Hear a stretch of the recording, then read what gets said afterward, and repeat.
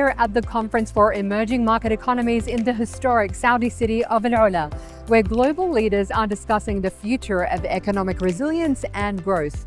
Earlier, I was joined by Mr. Mohammed Aurangzeb, Minister of Finance and Revenue for Pakistan, as he discussed the country's economic stability, investment potential, and sustainable growth strategies.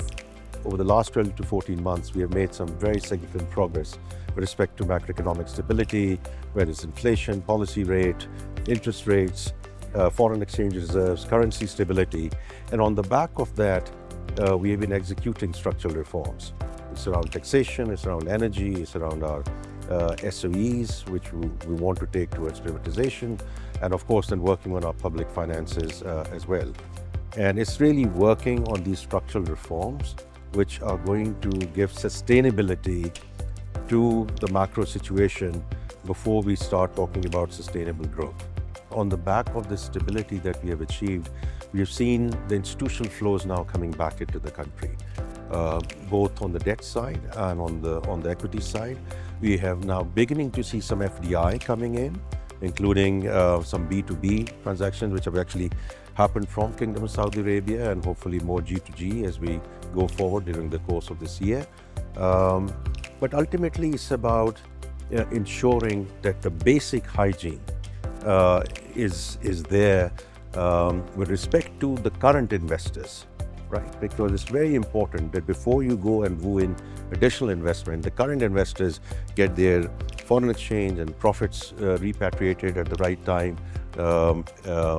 and also the local investors start feeling the confidence to come back in.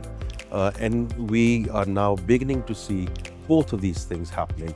So inshallah, during 25, we see this stepping up further.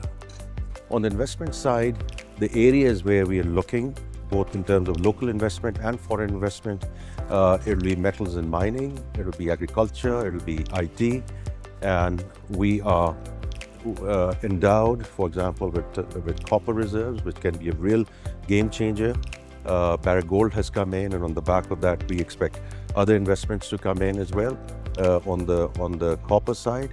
Then agriculture is a big upside associated, and we are looking in terms of corporatizing the agriculture sector, and then exports led by agriculture, and then IT and IT services.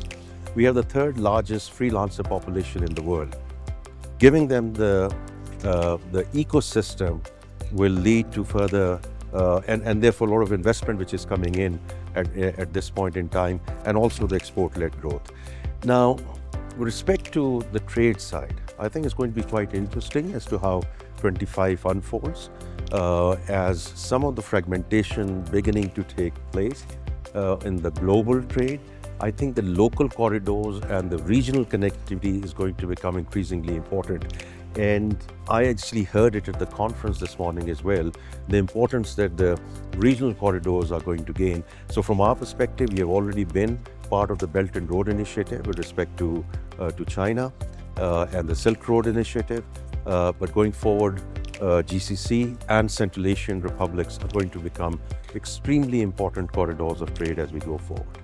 Pakistan is actually one of the most vulnerable climate vulnerable countries, and from our perspective, it's less about mitigation, it's more about adaptation and our transition into green financing. So very recently we have received some very good help from ADB and the World Bank.